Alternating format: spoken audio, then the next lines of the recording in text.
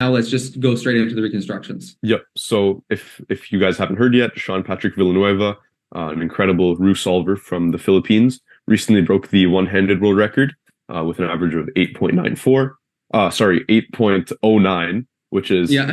8.09, which is almost a whole second and a half faster than my record back in 2018. So 6 years later, the young fellow brought it down by a second and a half compared to the last Roux world record. And I think that beat the previous recent record of what was the previous one? 8.2 or so by No, the previous was still like 8.6, I oh, think. 8.6. Yeah. Max Is that Park's previous record was 8.6. So Sean dropped it over half a second, which is also a little reminiscent of the way I broke the record. So I thought we'd take this opportunity to analyze the solves and give some insight. Hopefully you guys learn from it.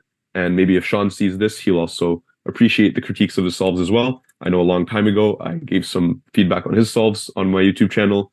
And this is a great full circle moment where now I'm looking at his world record. So Yeah, and sorry to interject. If you want to follow along with the scrambles as well, I have a link in the chat as well. You can go see the reconstructions, which has the scrambles. You can also follow along with the reconstruction moves there as well.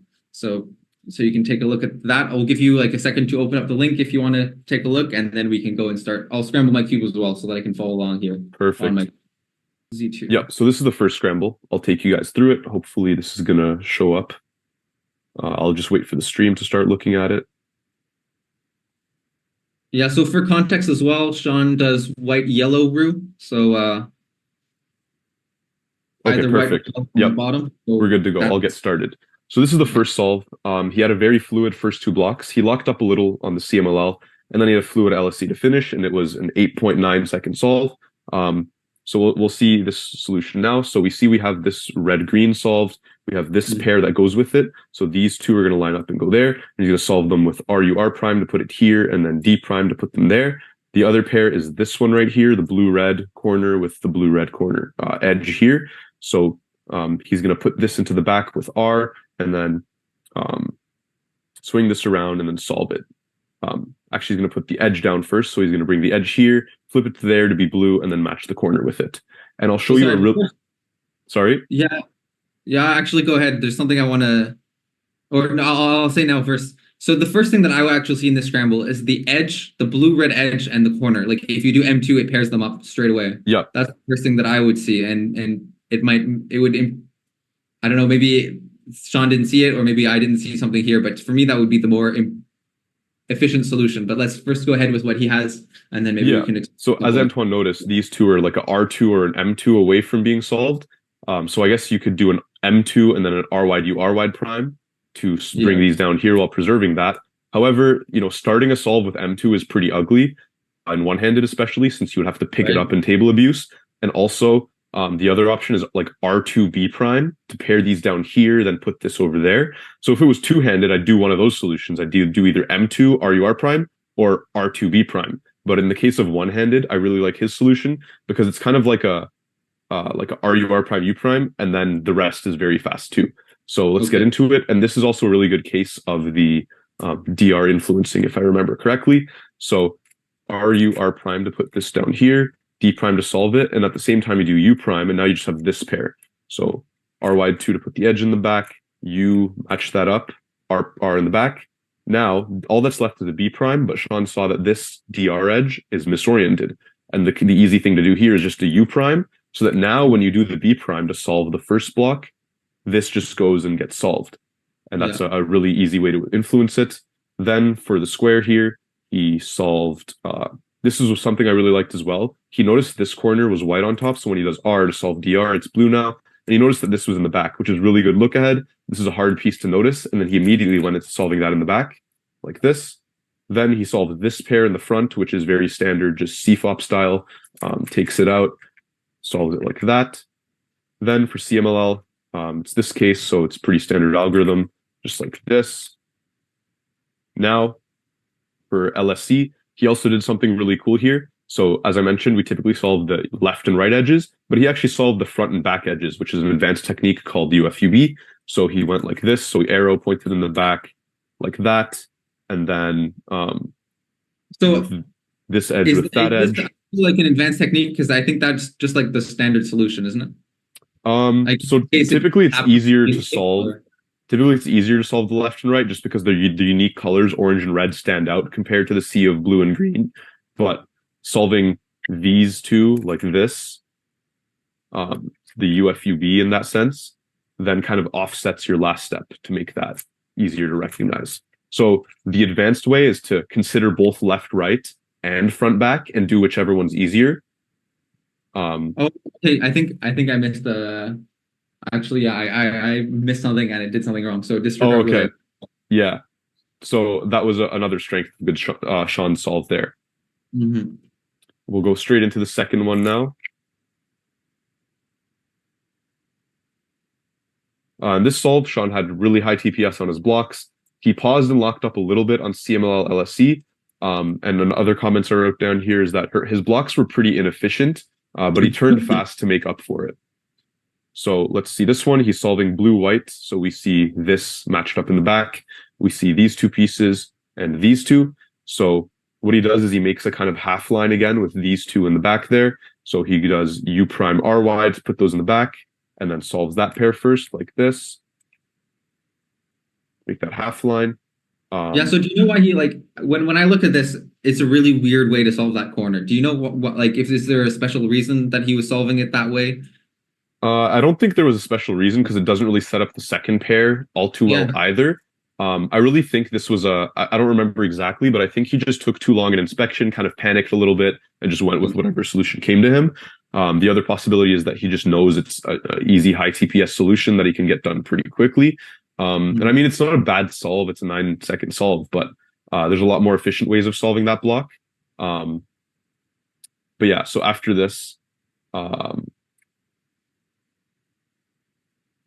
I mean, I might have messed this up. I'm actually going to bring a second cube here.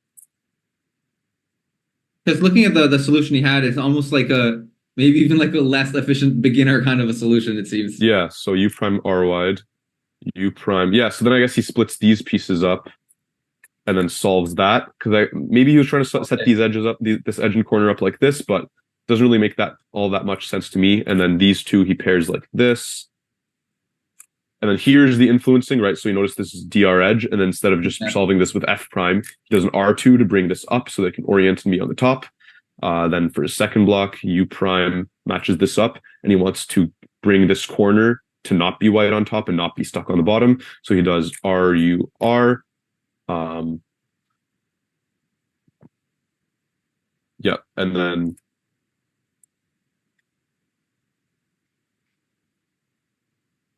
I guess this is also a very inefficient solution, so there's a lot of unnecessary moves there. But maybe he was just turning fast and a little panicked. So that's the second square. Then here, the advantage of this case right here is that when the corner's solved, you can already see the CMLL case, so it's very quick to just solve it and then go straight into the algorithm. Then here we see we have these two misoriented and the blue one is in the back. So this is a really good EOLR case because when you do M2, the blue one is solved in the opposite slot. So blue and green are opposites. And that's a really good case because then when you do this, they solve directly into their spots and easy finish. So this solve, obviously it's the worst solve in the average. He did a lot of inefficient things in block building, but then his high TPS ended up making up for it. Uh-huh.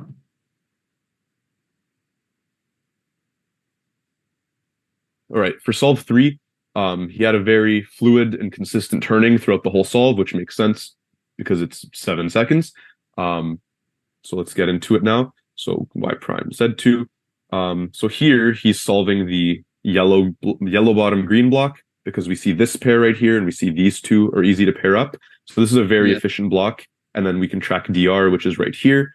Very good scrambling. Very good scramble for sure. This is also going to come down here. So U F prime to solve that, U R prime, U2 to solve these two, and then in the back like that. Yeah, for this, when I see this block, I would think of just doing like a B prime, U prime, B. But instead he U R prime, U2, B. What is your thought on that? Yeah, so in general, you don't want to do two back moves, like a B prime, U prime, B is a little bit slow. So I would honestly do either his solution, R prime, U2, B, or I'd maybe do the opposite, like do a U2 and then pair them with M prime and then do R wide back prime. Or sorry, from the same angle, instead of R prime, U2, B, I'd be more inclined to do R wide M prime back prime because I prefer back prime instead of back. But in his case, doing the solution also sets up the next edge for the second block, right? Yeah, exactly. So that's maybe why he chose it. This sets up really nicely.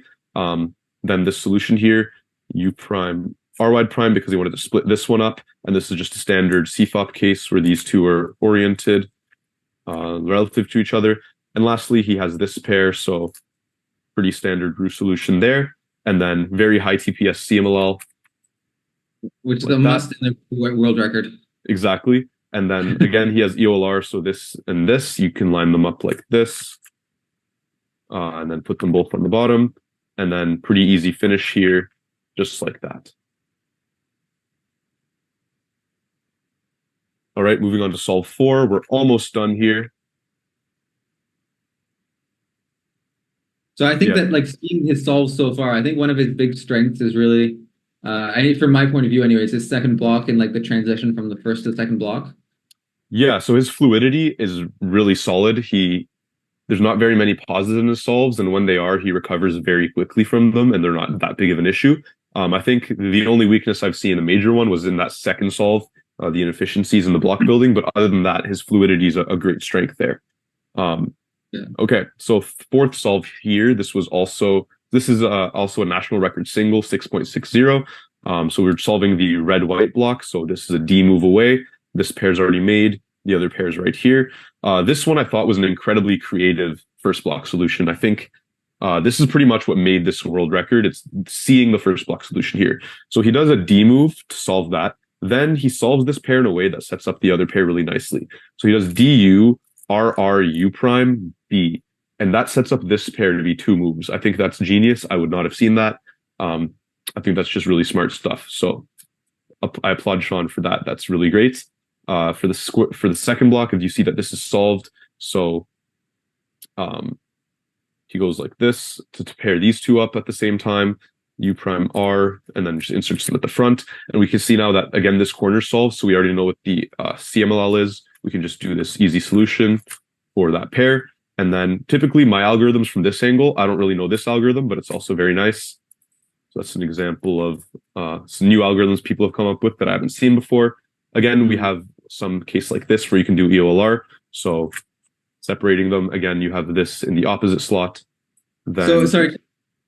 Yep. For that EOLR, like I think maybe it's the standard alg that I would have done like MUM or something, right? Yep. So from that angle, M. Let's see if I can undo it. I don't think I can undo it. But okay. Yeah, MU prime M would have also done the exact same EOLR. He just chose to do it from a different angle. I would prefer MU prime M since you're skipping a move and you're avoiding a U instead of a U prime. But yeah, that solve I think was the most incredible out of all of them, obviously because it's the fastest, but also because of that super creative solution. Okay, we're on the last solve now. This one was, again, the world record making solve, the 7.6. So we're doing the blue block again, my favorite, orange in the back. We're going to make a line again. So if you learn anything from this, it's that the horizontal lines are important. So these two pieces pair up with RF prime, and then we're going to do D2, but he's going to also insert more moves in between that. So instead of RF prime, he's going to do RD R prime. And then this is going to swing around here, and then we're going to have to be able to solve that. So RD R prime D, and that solves that. Then these two are set up nicely to do MU prime F like this. Then we have the first block, and then the second square, he does. I think there's a U prime before that F. There's a U prime before the F. Yeah. Oh yeah. Set up my bad. Yeah. So he also does DR influencing as well. Again, if you do an F move here, you mess this one up. If you do a U prime before the F move, then you preserve the orientation and set up a much better second block. So again, tracking this is very important. So you can avoid messing it up.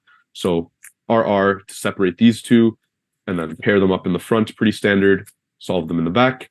Then you have these two, another easy pair. So this was an easy second block. CMLL, he did a really good job of recognizing it from this angle. Solves it very fluidly, like this. And lastly, again, you have a very similar EOLR case. So you can either solve this from this angle, M prime, U prime, M prime, or from this angle, M prime, U, M prime. So here he leaves it there and does the U prime, does M instead of M prime, but I guess it doesn't make that much of a difference. Solve them in the back, and then a 4C skip to get that world record. Crazy. Yeah, so overall, I think this was a wonderful average. The last three solves were like almost flawless, pretty much flawless, I'd say.